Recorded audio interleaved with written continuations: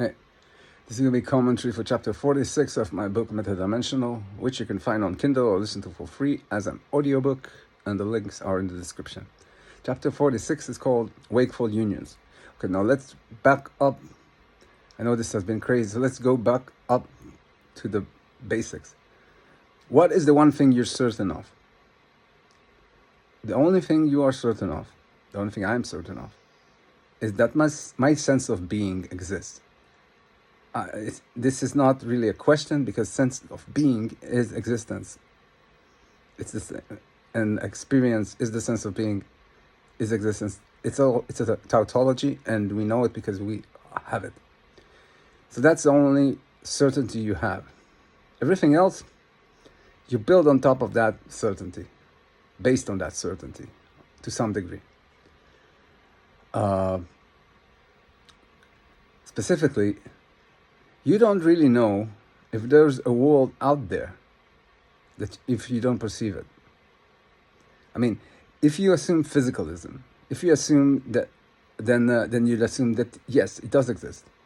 That not only does it exist, it's the case that everything in experience is produced through physical processes, through objective processes, not through subjective processes, through objective processes, through physical processes.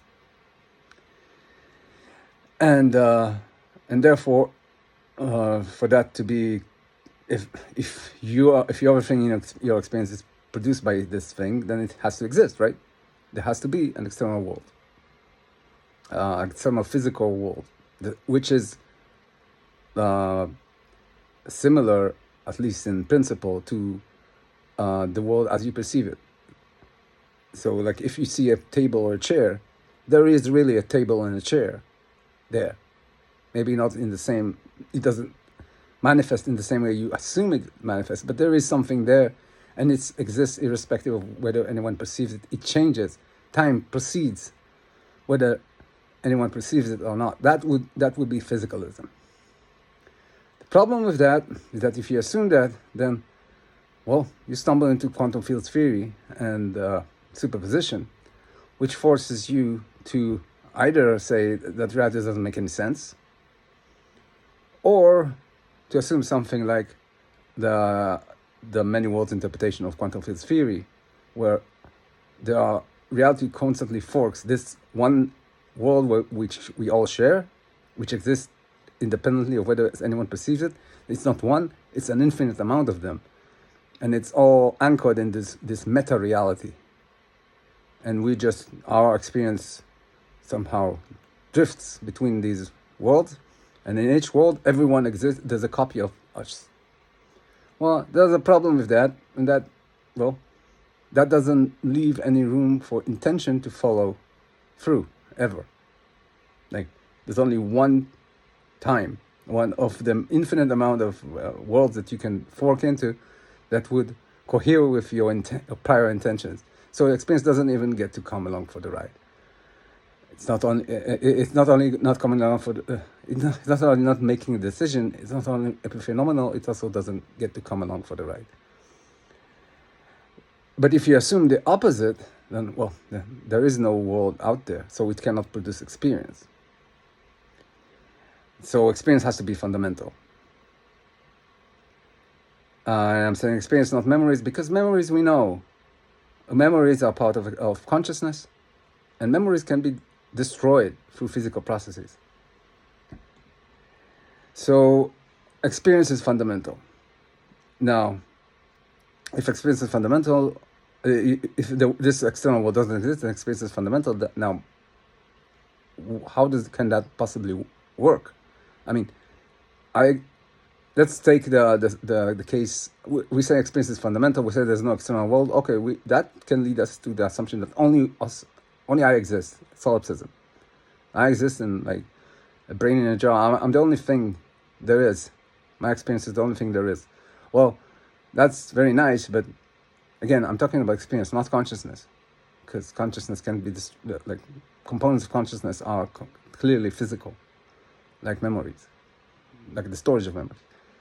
So experience, I'm saying experience is fundamental.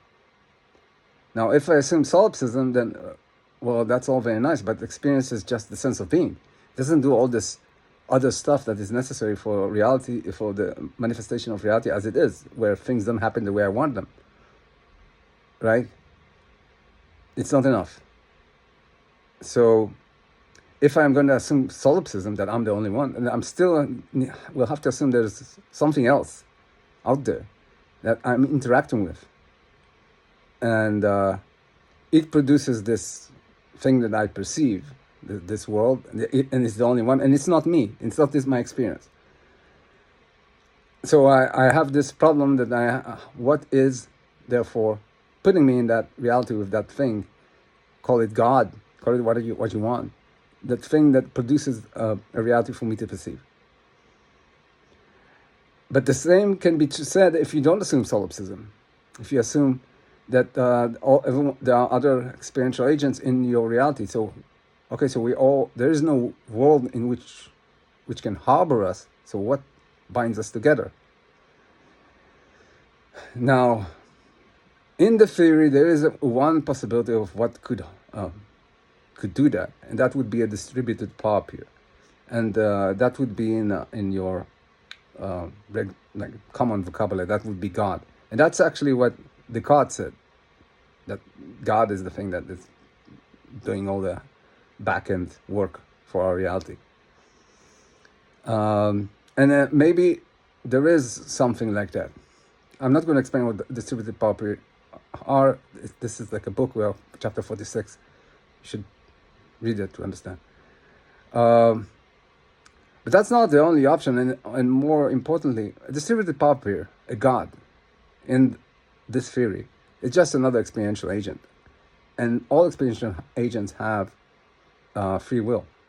By definition, there's no way around it.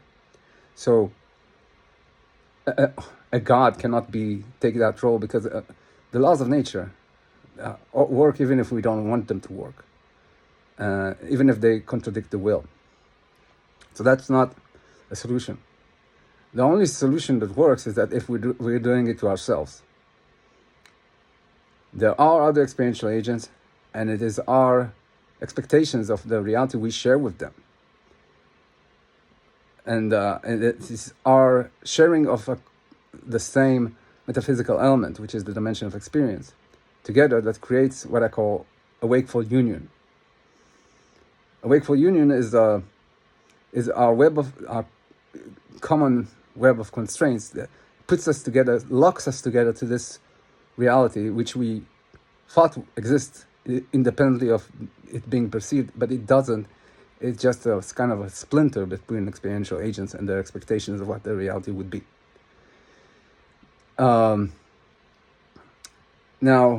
the thing to note here is how this is both similar and different from the many worlds interpretation of quantum field theory. So in the many worlds interpretation of quantum field theory, you have the idea of like experiential agents having all the variants, all the options that you can ever choose.